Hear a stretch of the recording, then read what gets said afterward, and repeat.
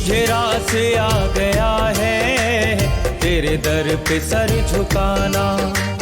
मुझे रास आ गया है तेरे दर पे सर झुकाना। मुझे रास आ गया है तेरे दर पे सर झुकाना। मुझे रास आ गया है तेरे दर पे सर झुकाना। मुझे रास आ गया है तेरे दर पे सर झुकाना। मुझे रास आ गया है तेरे दर पे सर झुकाना। मुझे रास आ गया है तेरे दर पे सर झुकाना। मुझे रास आ गया है तेरे दर पे सर झुकाना। तुझे मिल गया पुजारी, तुझे मिल गया पुजारी, मुझे मिल गया ठिकाना। तुझे मिल गया पुजारी, मुझे मिल गया ठिकाना। तुझे मिल गया पुजारी, मुझे मिल गया ठिकाना। तुझे मिल गया पुजारी, मुझे मिल गया ठिकाना। मुझे रास आ गया है तेरे दर पे सर झुकाना। मुझे रास आ गया है तेरे दर पे सर झुकाना।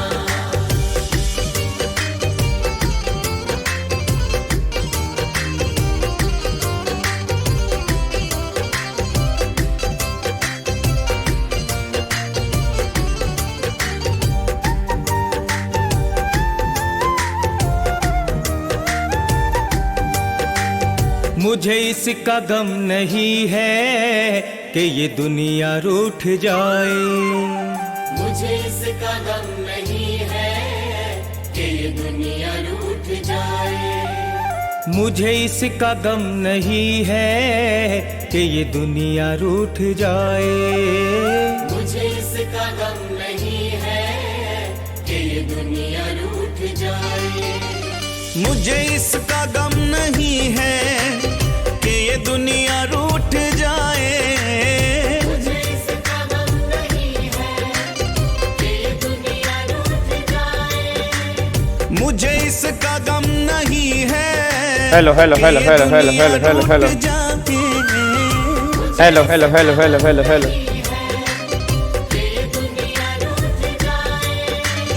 मेरी जिंदगी के मालिक, मेरी जिंदगी के मालिक, कहीं तुम न रूठ जाना।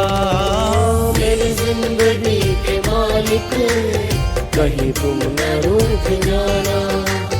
मुझे रास आ गया है तेरे दर पे सर झुकाना। मुझे रास आ गया है तेरे दर पे सर झुकाना।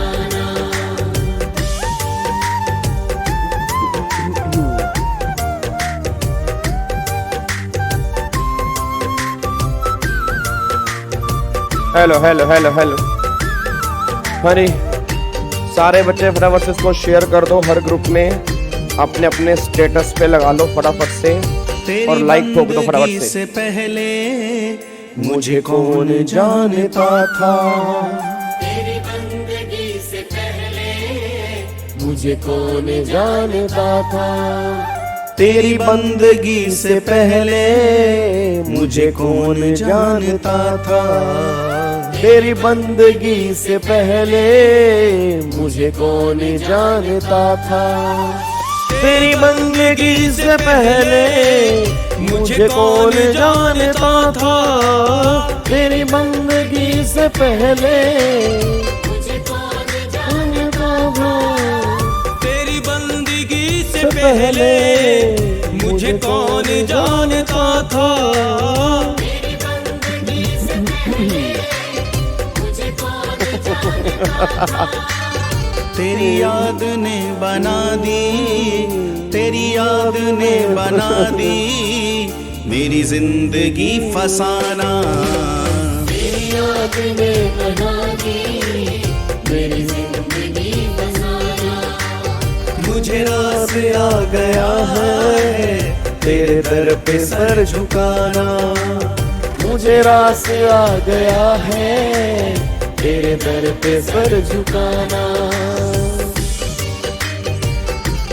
चलो जी, आ जाओ फटाफट से, आ जाओ जी, आ जाओ फटाफट से, आ जाओ जी। अपनी क्लास अब हम स्टार्ट करते हैं।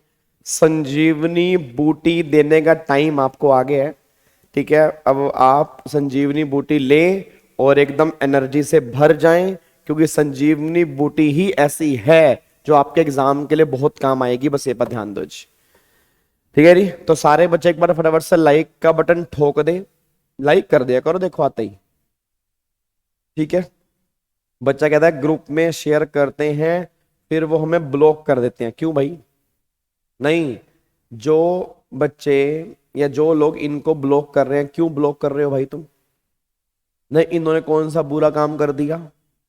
इन्होंने क्लास का लिंक ही तो शेयर किया, और ये क्लास सबके काम की है, फ्री ऑफ कॉस्ट है, 1 रुपया उनको पे नहीं करना। तो क्या दिक्कत आ रही है भाई तुम्हें, जो लोग इनको ब्लॉक कर रहे हैं? काहे? जो इतने सारे इस ग्रुप में उजूल फजूल के जो मैसेज चलते हैं उससे तो अच्छा ही है। तो मेरी सबसे दरख्वास्त है, कोई किसी को ब्लॉक नहीं करेगा, ठीक है? हाँ सर जी कल के सॉल्यूशन नहीं मिले, अब डाल तो दिए कल के सॉल्यूशन यार। तुम्हें कल के सॉल्यूशन क्यों नहीं मिल रहे यार? एक बार टेलीग्राम चैनल पे जाओ, टेलीग्राम चैनल पे तुम्हें मिल जाएंगे भाई। क्यों इधर इधर देखो ध्यान से नालायकों, टेलीग्राम चैनल के ऊपर मिल जाएंगे। काहे दिक्कत आ रही है तुम्हें? टेलीग्राम चैनल पे मिल जाएंगे, टेंशन क्यों ले रहे हो तुम? बिल्कुल मिल जाएंगे। एक मिनट रुको,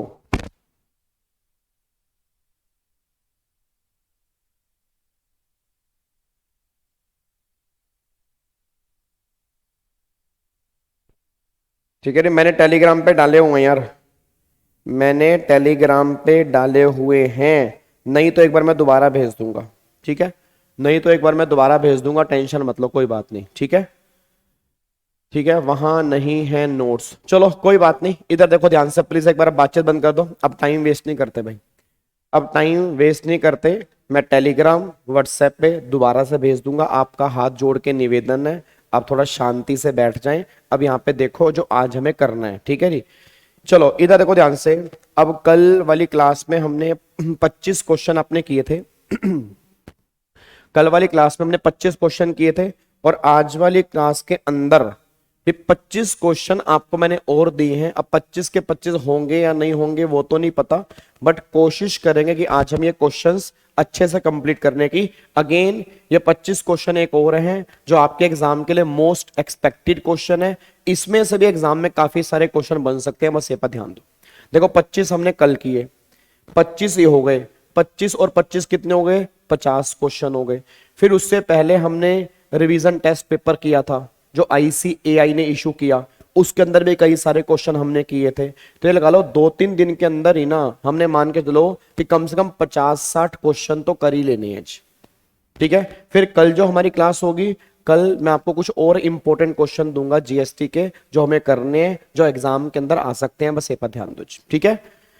चलो आ जाओ एक बार फटाफट से, आ जाओ आ जाओ आ जाओ आ जाओ आ जाओ आ जाओ आ जाओ आ जाओ आ जाओ आ जाओ फटाफट से आ जाओ। इधर देखो ध्यान से, अब एक बार फटाफट से यहाँ पे आओ।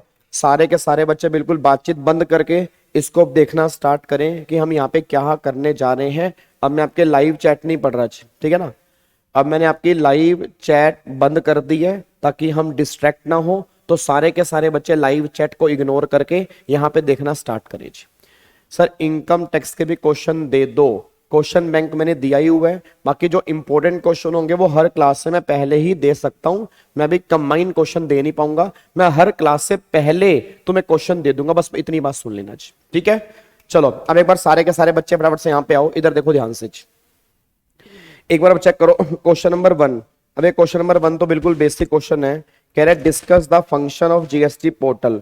अब GST पोर्टल के क्या क्या फंक्शन है, तो बिल्कुल बेसिक क्वेश्चन है, बिल्कुल थ्योरी बेस वाला क्वेश्चन है, इसमें कुछ खास बात है नहीं। वो कह रहे GST पोर्टल के क्या फंक्शन है, तो फंक्शन क्या है? GST पोर्टल से हम रिटर्न भरते हैं, इससे रजिस्ट्रेशन करवाते हैं, इससे ITC क्लेम करते हैं, इससे हमारा ई वे बिल जनरेट होता है, इससे हमारे आईटीसी की मैचिंग होती है, ठीक है। उसके बाद इससे इनवॉइस, इसमें इनवॉइस अपलोड होते हैं। तो ये सारी की सारी बातें QRMP जो हमारा जीएसटी पोर्टल है, दैट इज GSTN, उसके फंक्शंस हमें यहाँ पे लिख के आने हैं।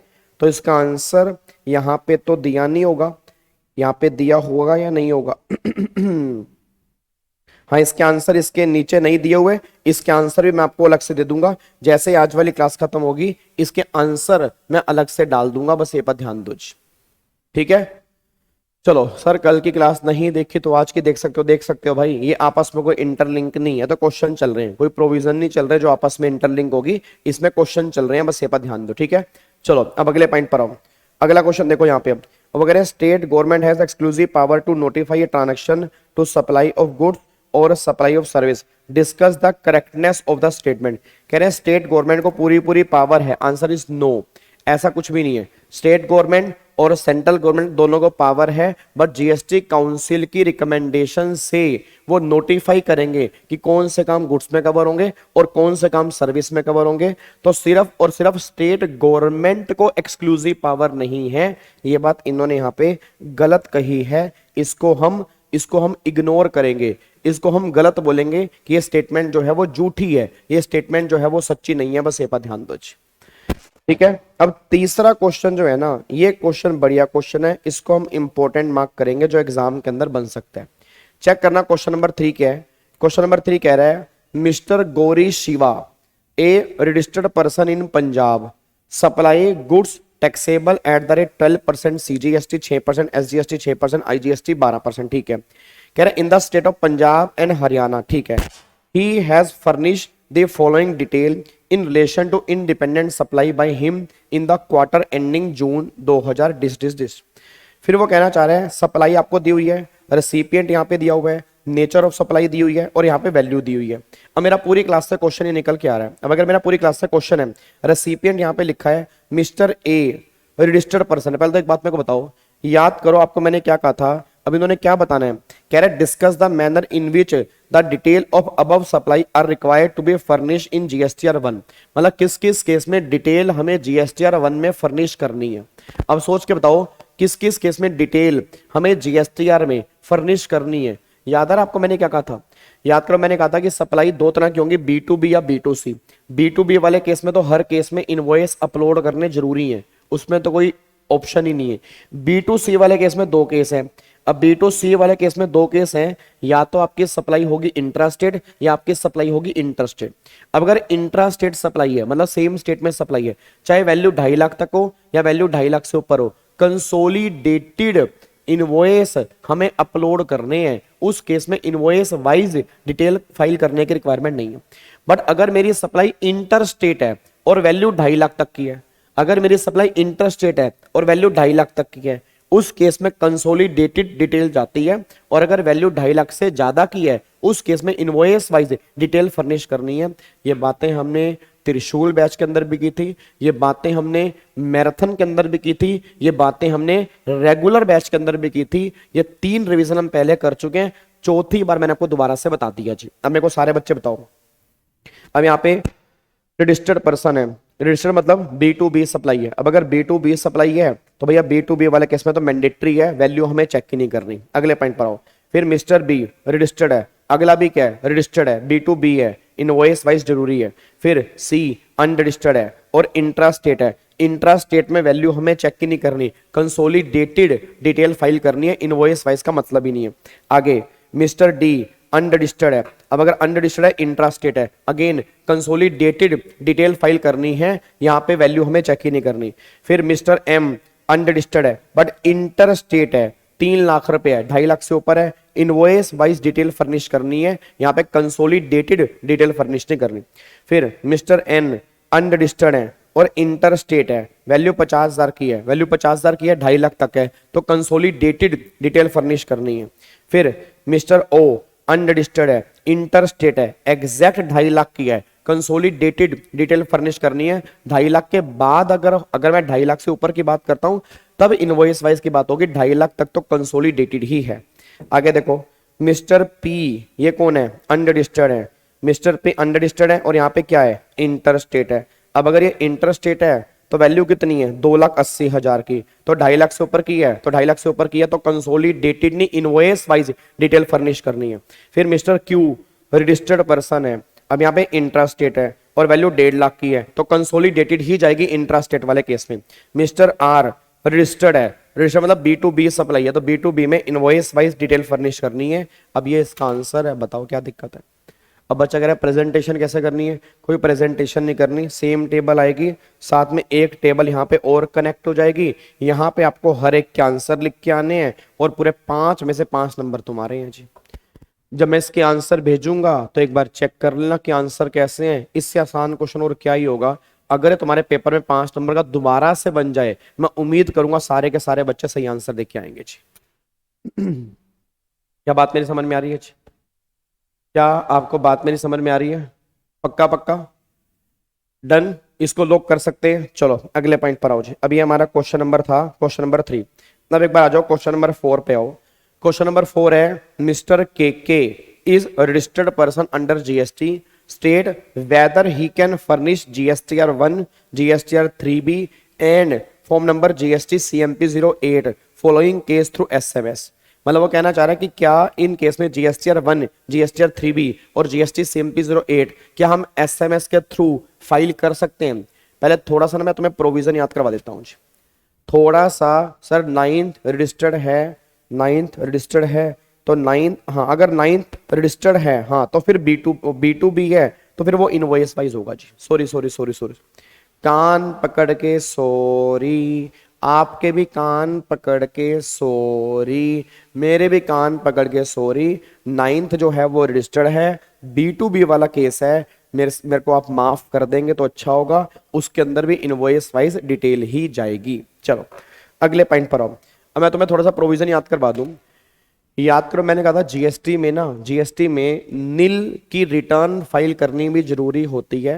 मतलब अगर मान लो कोई एक्टिविटी नहीं भी की तो भी गवर्नमेंट कह रही है GSTR 1 और GSTR 3B फाइल करना जरूरी है। बट अब गवर्नमेंट ये बात कहते हैं कि अगर तुम नील की फाइल कर रहे हो, तो हम तुम्हें ऑप्शन दे देंगे, या तुम पोर्टल के थ्रू भी कर सकते हो और तुम SMS के थ्रू भी कर सकते हो। हाँ अगर कोई अमाउंट है फिर फाइल करनी पड़ रही है, उस केस में हमेशा पोर्टल से ही करोगे। मैंने कोई भी सप्लाई नहीं की, मैंने कोई सप्लाई की नहीं है, मेरा GSTR 1 बिल्कुल नील आ रहा है, अगर GSTR 1 नील है तो पोर्टल और SMS कैसे भी कर सकते हो। बट अगर तुम्हारी सप्लाई है तो फिर तुम्हें पोर्टल से ही करनी पड़ेगी। बस ये बात ध्यान दो, तुम्हें यहाँ पे यही बताना है। एक बार चेक करो यहाँ पे, अभी बंदा GST में रजिस्टर्ड है, अब यहाँ पे 80 लाख रुपए की आउटवर्ड सप्लाई है, 70 लाख रुपए का ITC है, 10 लाख रुपए पेमेंट है, तो भैया पोर्टल्स की बात होगी। यहाँ पे पोर्टल से ही हमें डिटेल फर्निश करनी पड़ेगी, यहाँ पर SMS वाला कोई भी ऑप्शन एप्लीकेबल नहीं है। बस ये पर ध्यान दो। अगले पॉइंट पर आओ। अब यहाँ पे 80 लाख रुपए की आउटवर्ड सप्लाई, ITC 80 लाख का है, 80 - 80 है ये नील, बट यहाँ पे पोर्टल की बात होगी, यहाँ पे पोर्टल की बात होगी, क्योंकि जो नील बने इसमें से ये माइनस करने के बाद बना है, मतलब वहां पर अमाउंट है तो ये हमें पोर्टल से ही रिटर्न भरनी पड़ेगी, SMS के थ्रू नहीं भर सकते। फिर यहां पर नील है आउटवर्ड सप्लाई और ये 40 लाख है, तो सिंपल से पता जो हमारा GSTR 1 है, अब GSTR 1 नील है तो इसको मैं पोर्टल और SMS दोनों से भर सकता हूं। बट जो हमारी GSTR 3B होगी वो सिर्फ पोर्टल से ही जाएगी, वो SMS के थ्रू नहीं जाएगी जी। अब GSTR 3B मैं क्यों कह रहा हूं, क्योंकि 40 लाख रुपए का ITC है। अब अगर 40 लाख रुपए का ITC है तो मेरे को वो शो करना पड़ेगा, तो जो GSTR 3B होगी वो पोर्टल से होगी, GSTR 1 और पोर्टल और SMS दोनों से हो सकती है। ठीक है नहीं। उसके बाद अगले पॉइंट पर आओ। अब नेक्स्ट पॉइंट पर आओ जी। नेक्स्ट पॉइंट क्या है, अब यहाँ पे ये भी नील है और ये भी नील है। अब सोच के बोलो अगर दोनों ही नील हैं तो यहाँ पे GSTR 1 हो चाहे GSTR 3B हो, ये दोनों के दोनों पोर्टल और SMS दोनों से फाइल कर सकते हैं। बस ये पर ध्यान दो, कोई दिक्कत वाली बात नहीं है, पोर्टल और SMS दोनों की बात होगी। अगले केस में आउटवर्ड सप्लाई नील है, ITC मिलने का मतलब नहीं है। ये बात हो रही है सेक्शन 10 की। सेक्शन 10 में जो पेमेंट करनी है GST CMP 08, तो गवर्नमेंट कह रही उसको तुम पोर्टल और SMS दोनों से कर दो, क्योंकि जब पेमेंट नील है तो पोर्टल और SMS दोनों वाला ऑप्शन आपके पास रहेगा जी। अब रटने वाला एक बच्चा एक बात ध्यान दे, पहले केस में पोर्टल, दूसरे केस के अंदर भी पोर्टल, और बाकी तीसरे केस में जो GSTR 1 है वो एसएमएस से हो सकती है, और जीएसटीआर 3B जो है वो पोर्टल से होगी, और बाकी नीचे वाले दोनों केस में पोर्टल और एसएमएस दोनों की बात हो रही है। ये पॉइंट यहां पे निकल के आ रहा है। क्या बात समझ में आ रही है जी? क्या आपको बात समझ? सर सेकंड वाले को बता दो मेरे बच्चे, सेकंड वाले में क्या है? सेकंड वाले में आउटवर्ड सप्लाई 80 लाख, आईटी से 80 लाख, तो 80 में से 80 माइनस करके दिखाना पड़ेगा ना। तो जीएसटीआर 1 भी जानी है और जीएसटीआर 3B भी जानी है। तो इसमें एसएमएस का तो मतलब ही नहीं है, क्योंकि वैल्यू यहाँ पे दी हुई है। तो अगर मैंने कहा पोर्टल से ही फाइल करोगे, इस केस में एसएमएस वाला पॉइंट नहीं है। एसएमएस वाला पॉइंट कब होगा? जब आपकी आउटवर्ड सप्लाई है ही नहीं है, तब जीएसटीआर 1 एसएमएस और पोर्टल की बात होगी। या अगर आपका आईटीसी है ही नहीं है, तब जाके पोर्टल और एसएमएस की बात होगी। अगर वहां पे कुछ भी अमाउंट है तो हमेशा पोर्टल से ही फाइल करनी पड़ेगी, बस ये पर ध्यान दो। ठीक है जी, चलो सर क्वेश्चन कौन रटेगा? सर क्वेश्चन कौन रटेगा? रट लेते हैं। सुचित्रा कैसी बात कर दी, रटने वाले बच्चे कुछ भी रट डालते हैं। हाँ आ जाओ, अगले पर आओ जी। अब अगला कह रहा है discuss the eligibility of QRMP scheme. अब जो हमारी क्यूआरएमपी स्कीम है उसकी एलिजिबिलिटी बताओ। अब तुम सब जानते हो क्यूआरएमपी स्कीम जी। सर सेक्शन 10 वाले ऑलवेज 3B एसएमएस कर सकते हैं। नालायक, कुशल, महानालायक। कुशल ये जो कॉम्पोजिट वाले होते हैं, नालायक वो 3B फाइल कहां करते हैं? वो जीएसटीआर 4 फाइल करते हैं। कॉम्पोजिशन वाले जो होते हैं वो जीएसटीआर 3B फाइल ही नहीं करते, वो कॉम्पोजिट वाले जीएसटीआर 4 फाइल करते हैं। जीएसटीआर 3B जो होता है वो उन लोगों के लिए होता है जो सेक्शन 9 में कवर है। कॉम्पोजिट वालों के लिए सेक्शन 10 होता है, उनका जीएसटीआर 4 होता है। नालायक। नहीं बताओ जी, अब क्यूआरएमपी बताओ जी। अब क्यूआरएमपी की एलिजिबिलिटी कौन है? अगर उनकी टर्नओवर 5 करोड़ रुपए तक होगी तो वो क्यूआरएमपी स्कीम ले पाएगा। अगर क्यूआरएमपी स्कीम लेने का फायदा क्या होता है?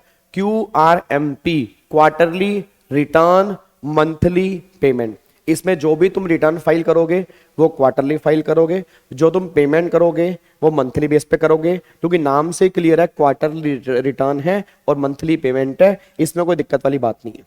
फिर दूसरा गवर्नमेंट ये बात कहते हैं क्यूआरएमपी में रिटर्न तुम्हारी क्वार्टरली है, पेमेंट तुम्हारी मंथली है। बट अगर तुम्हें क्यूआरएमपी का ऑप्शन लेना है तो तुम्हें बताना पहले पड़ेगा। कब बताना पड़ेगा? जिस क्वार्टर के लिए तुम क्यूआरएमपी स्कीम लेना चाह रहे हो उससे पिछले क्वार्टर के दूसरे महीने की पहली तारीख, उससे पिछले क्वार्टर के दूसरे महीने की पहली तारीख, और जिस क्वार्टर के लिए तुम स्कीम लेना चाह रहे हो उस क्वार्टर के पहले महीने की आखिरी तारीख तक बताना पड़ेगा तुम्हें इस क्वार्टर के लिए वो स्कीम चाहिए जी। तो वही हमें यहां पे डिस्कस करना है। क्यूआरएमपी वाले केस में एलिजिबिलिटी 5 करोड़ रुपए की है। फिर गवर्नमेंट ये बात कहती है अगर आप क्यूआरएमपी की बात करोगे रिटर्न आपकी क्वार्टरली है, पेमेंट आपकी मंथली बेस पे जाएगी जी। फिर गवर्नमेंट ये बात कहना चाहते हैं कि अगर आपको क्यूआरएमपी स्कीम लेनी है तो बताना कब पड़ेगा? पिछले क्वार्टर के दूसरे महीने का पहला दिन और इस क्वार्टर के पहले महीने का आखिरी दिन, इसके बीच में आपको बताना पड़ेगा अगर आपने इस क्वार्टर के लिए स्कीम लेनी है। बस ये पर ध्यान दो। क्या बात मेरी समझ में आती है? क्या आपको बात मेरी समझ में आ रही है? तो ये हमारी क्यूआरएमपी की बातें यहाँ पे लिख के आनी है, बस ये पर ध्यान देना चाहिए। अब आगे देखना, एक बार क्वेश्चन नंबर 6 पढ़ो और आप मुझे आंसर दो। एक बार सारे के सारे बच्चे क्वेश्चन नंबर 6 पढ़ेंगे और मुझे आंसर देंगे। क्वेश्चन नंबर 6 का आंसर क्या है? पढ़ना एक बार क्वेश्चन नंबर 6 पढ़ो जी, जल्दी पढ़ो पढ़ो पढ़ो पढ़ो पढ़ो, बहुत ध्यान से पढ़ना क्वेश्चन नंबर 6, बहुत ध्यान से पढ़ना क्वेश्चन नंबर 6 जी। सारे बच्चे ध्यान से पढ़ो क्वेश्चन नंबर 6। क्या कह रहा है? Mister Ram Narayan a registered supplier under GST.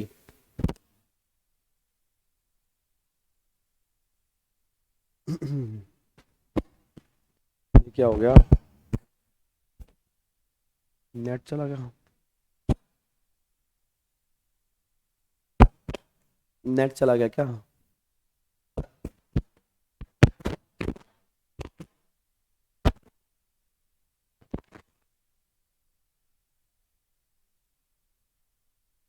Hello hello hello hello hello, अरे यार, हेलो आजा, अब आ गया?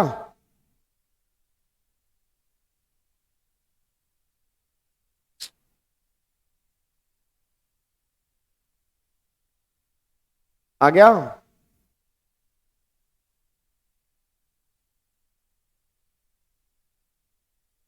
सही है।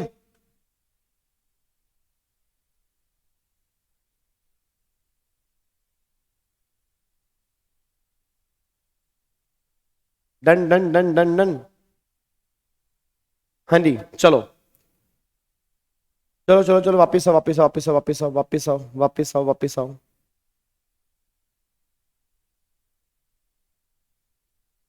डन ना, चलो। नेटवर्क की दिक्कत आ रही है, नेटवर्क को क्या प्रॉब्लम आ गई है? वाईफाई तो चल रहा है।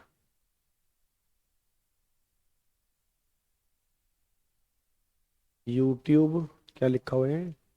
YouTube is not receiving enough video to maintain smooth streaming as such viewer will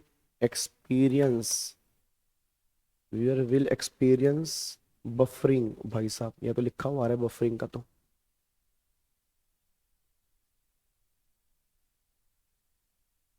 wifi आ रही है पुअर स्टेटस, वाईफाई सही नहीं आ रहा भाई, पुअर स्टेटस आ रहा है।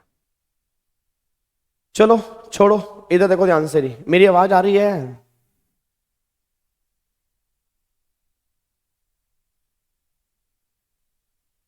अबे यार क्या चक्कर है?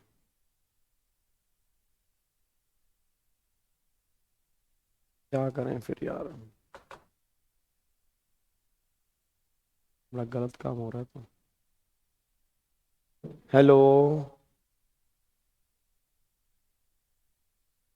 नहीं आ रहा, अभी भी नहीं आ रहा। चलो अब आ गया, अब आ गया, अब आ गया, अब आ गया, अब आ गया, अब आ गया।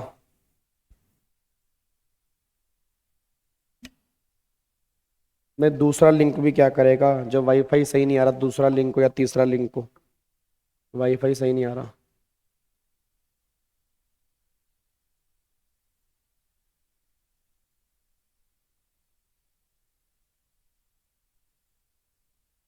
शिट मैन,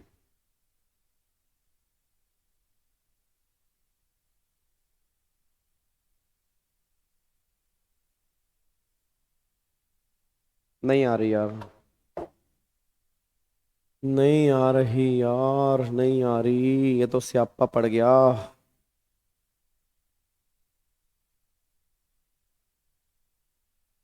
चलो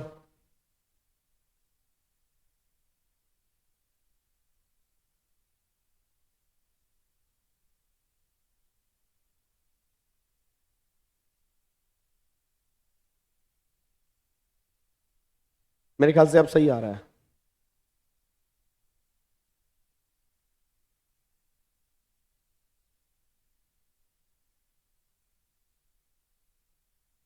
चलो फिर ऐसा करते हैं, फिर एक बार इसको बंद करता हूँ मैं जी, फिर इसको बंद करता हूँ।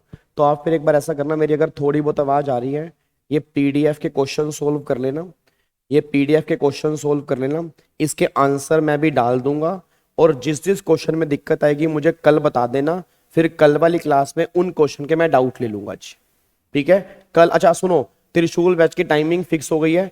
त्रिशूल बैच जो है वो कल सुबह 10 बजे है, त्रिशूल बैच कल सुबह 10 बजे है, ठीक है? कल सुबह 10 से लेके 12 बजे तक आपका त्रिशूल बैच है, फिर 2 से लेके 4 बजे तक ये है। ये क्वेश्चन मैंने आपको भेज दिया, इसके आंसर मैं आपको भेज दूंगा अभी, इसके आंसर एक बार आप रख लेना, क्वेश्चन ट्राई करना, जिस जिस भी क्वेश्चन में आपके डाउट आएंगे उन क्वेश्चन को फिर हम क्या करेंगे, कल वाली क्लास में संजीवनी बूटी वाले सेशन में डिस्कस कर लेंगे जी। क्या बात मेरी समझ में आ रही है? तो आप थोड़ा सा खुद घर की ट्राई कर लो, थोड़ा सा आप खुद घर की मतलब घर से ट्राई करो, अगर हो जा रहे हैं क्वेश्चन तो अच्छी बात है, नहीं हो रहे तो जो जो भी डाउट आपके आ रहे हैं उन डाउट्स को फिर हम कल वाली संजीवनी बूटे वाले सेशन में डिस्कस कर लेंगे, ठीक है? अब सुनो ध्यान से, कल त्रिशूल बैच हमारा कितने बजे है? 10 से 12। कल त्रिशूल बैच हमारा कितने बजे है? 10 से 12। तो कल 10 से 12 हमारा त्रिशूल बैच है, फिर 2 से 4 हमारी संजीवनी बूटी वाली क्लास होगी जी, ठीक है?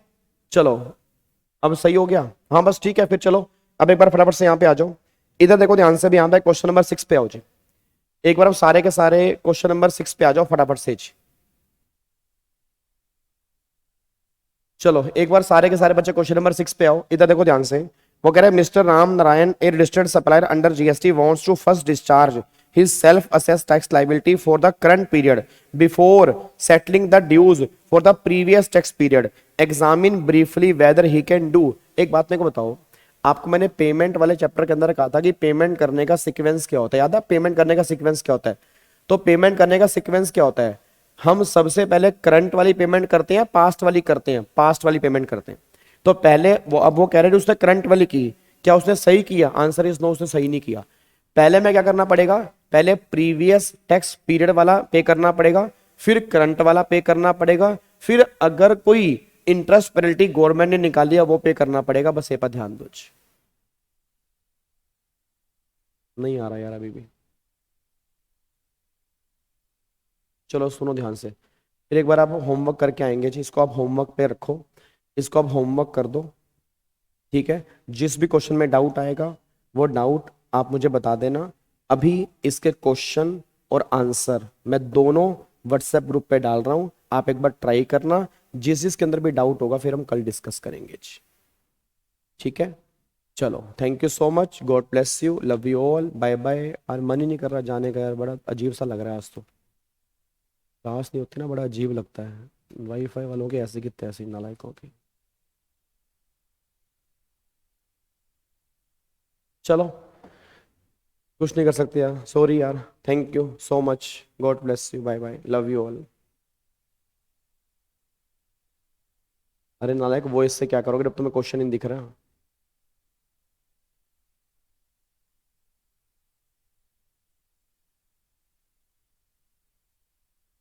मेरे नालायको, वो इससे क्या करोगे जब हमें क्वेश्चन करने होंगे? तो क्वेश्चन कहाँ पे लिख के दिखाऊंगा तुम्हें? क्वेश्चन कहाँ पे लिख के दिखाऊंगा? तुम वो इससे क्या करोगे? जो मेरे को यहाँ पे क्वेश्चन करके दिखाने हैं स्क्रीन पे, जो प्रैक्टिकल क्वेश्चन इसके नीचे करोगे वो कैसे करोगे बताओ? खाली वो इससे काम थोड़ा चलाओगे, कोई थ्योरी थोड़ा पढ़ रहे हैं जहाँ पे अगला क्वेश्चन प्रैक्टिकल है, टाइम ऑफ सप्लाई वाला। बताओ मैं कैसे करूंगा उसको? जब मैं यहाँ पे लिखूंगा वो तुम्हें दिखेगा ही नहीं, यहाँ पर अटक अटक के दिखेगा।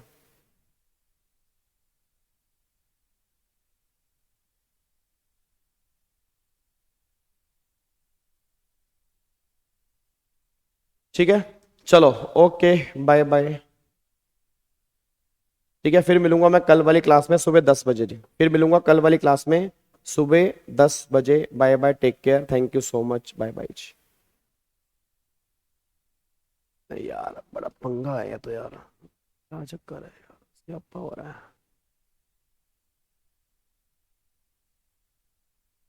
सिक्स वाले में क्या है?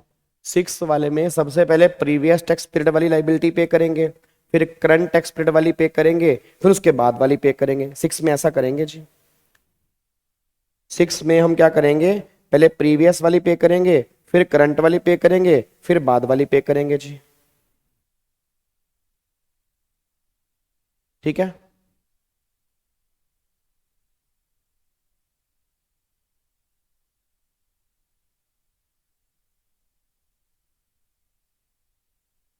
चलो, बाय बाय जी।